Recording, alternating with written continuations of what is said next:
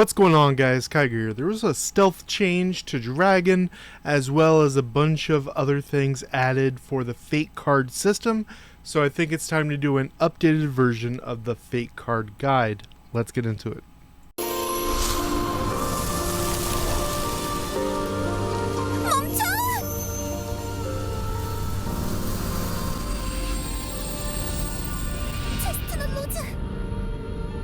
반드시 돌아오게 하겠어.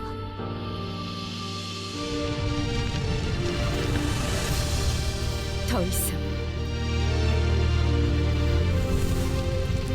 하수인만으로 남지 않아.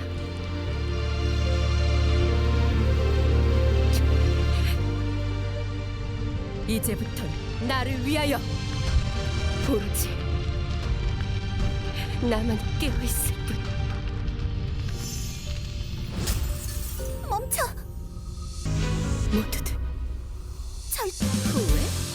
하, 네가 누구랑 얘기하는 줄은 아는 거야?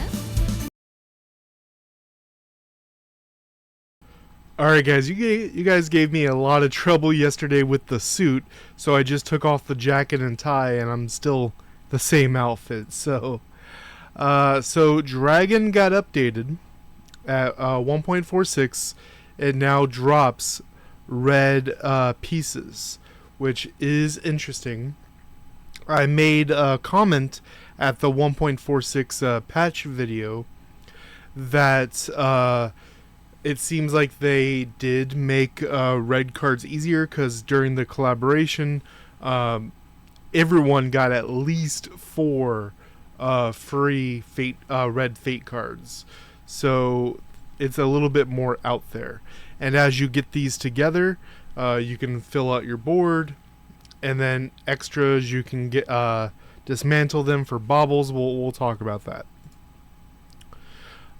The main way to get the upgrade stuff is going to be either selection packs. As you see right here, it's a solid choice on the $5 and $10 tier, as well as in the timed or festival shops. They're in here. As you see, the red ones for red card upgrading and refreshing that we'll talk about in a minute.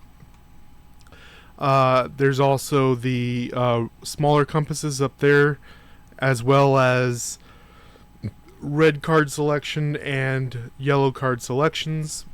I'll also talk about which ones you should be going for if you're going to do that. As you see right here, the Apocalypse compass right here, and the red compass right there, and the Fates, and also in the Acorn shop, you can get the compasses and the Fate stars right here. Now, talking about which Fate cards you should be going for. So there's primarily 2 separate types.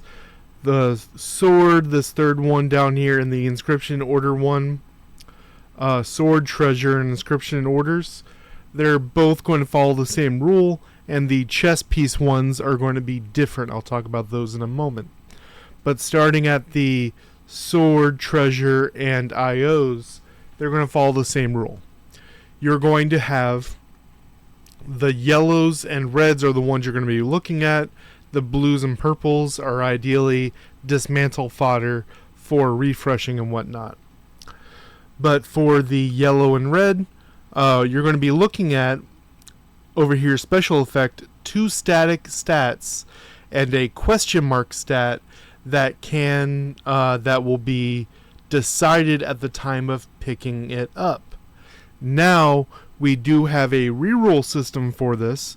You give up another card of the same rarity and type. For example, this one, Evil Overlord, I can reroll it by giving up an extra Evil Overlord one of the sword type, or Abyssal Tide, because they're both yellow and they're both sword type. Which will then re-roll it, and you can decide if you want to keep what you had or take the new one. You're ideally going to be wanting a percentage stat that goes in what you're trying to do. If you're trying to be tankier, you want the defensive stats. If you're trying to be more damage-wise, you want a damage percentage stat. And then the purples are generally what you're going to see, which will be crit, tenacity, break, and block. Those are fine, depending on what you're doing for your build, but generally you're going to want the gold tier, which will be the percentage stats.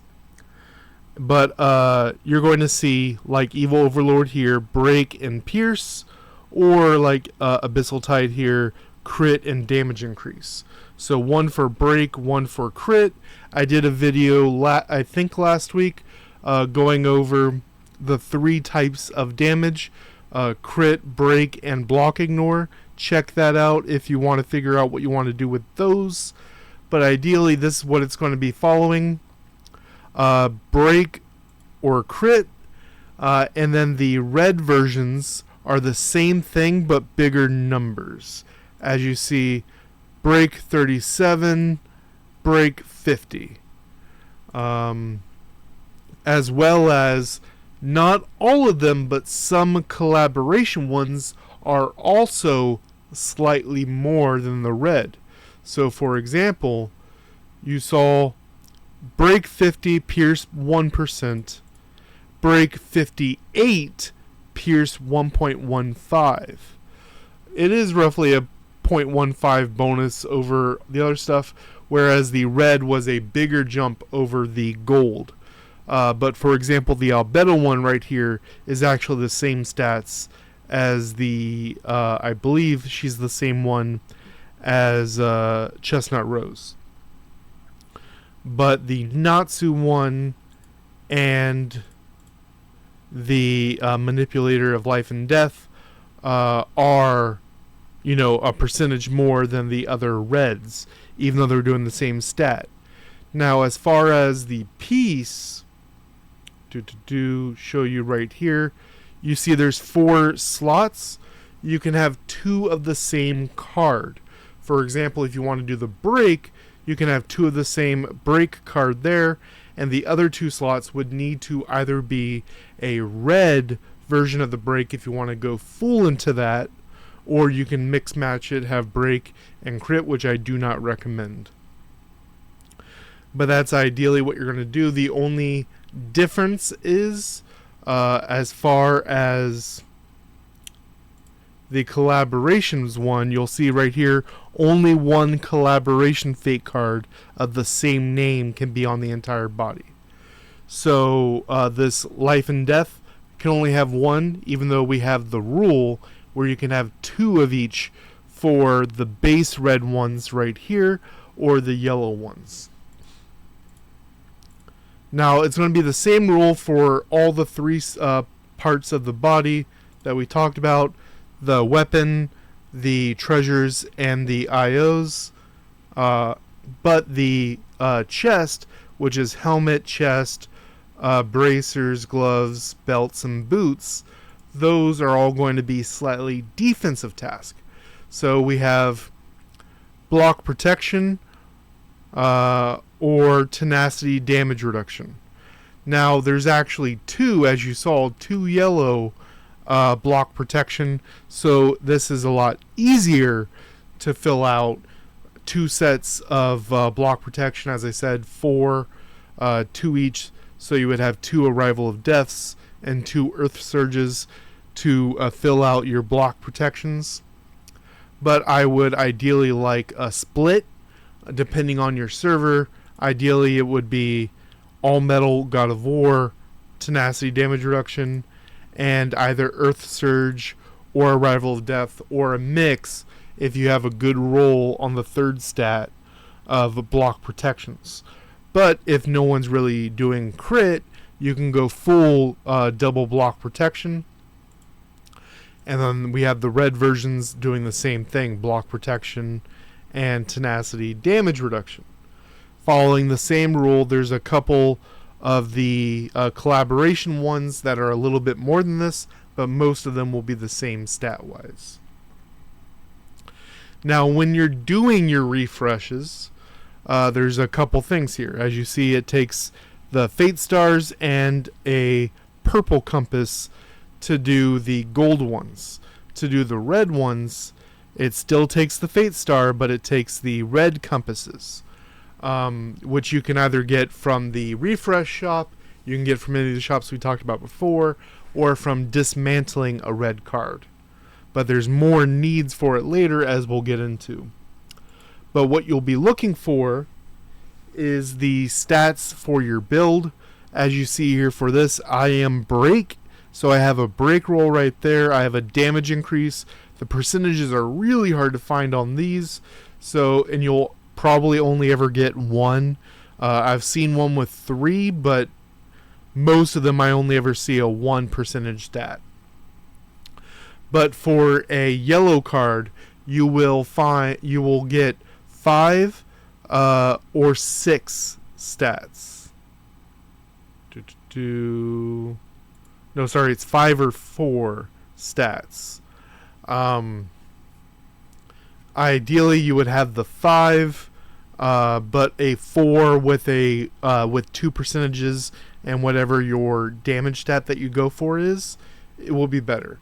Don't get hung up on if this says, ooh, that's more CP, because attack, defense, HP will naturally be weighed differently for CP, but you want to go for the stats that you want. And even if this is all that you want to keep refreshing so they go up. As you see, this is maxed out for this card. Now for red cards, we can get 7 or 8 stats, and you'll see this on the left. I have 3 break. As I said, I'm a break build, so this is good, but this only has 1 break. It says CP higher because there's 2 defense and 3 attack. As I said, defense, attack, and HP are scaled higher as CP. So even though this is higher CP, this is way better for me. Then we have the newest system. I already kind of talked about it. I'll go through it real quick.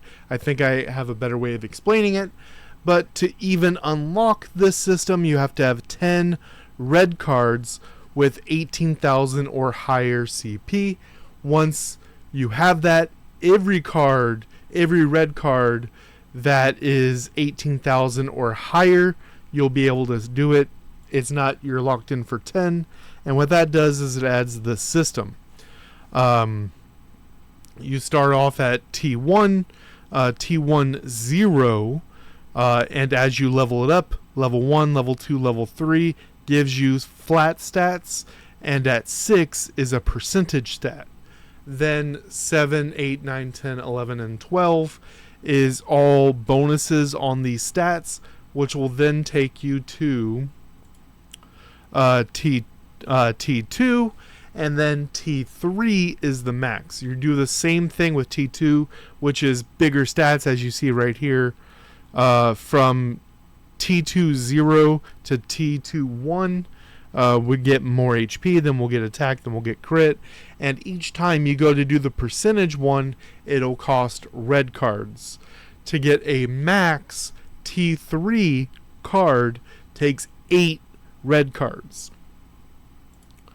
And as you'll see here, when you go to it, you'll see all of these that are colored are the ones that are 18,000 or higher. All the ones down here are not yet 18,000 CP.